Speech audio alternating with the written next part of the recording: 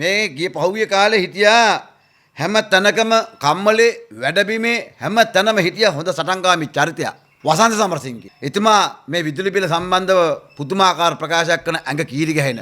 අපි අහනවා දැන් එතුමා දෙව්ලොව ගිහිල්ලාද? එතුමා නිවන් ගිහිල්ලාද? එතුමා කොමා වෙලාද? එහෙම නැත්නම් එතුමා මේ ශ්‍රී ලංකා දීපේ හැර ගිහිල්ලාද කියලා. මේක පොඩ්ඩක් බලන්න. ගණන් හදපුවාම විදුලි බිල මෙවර අඩු කිරීම 137ක ආසන්න මුදලකට යන්න පුළුවන්. 137කට යන්න පුළුවන්.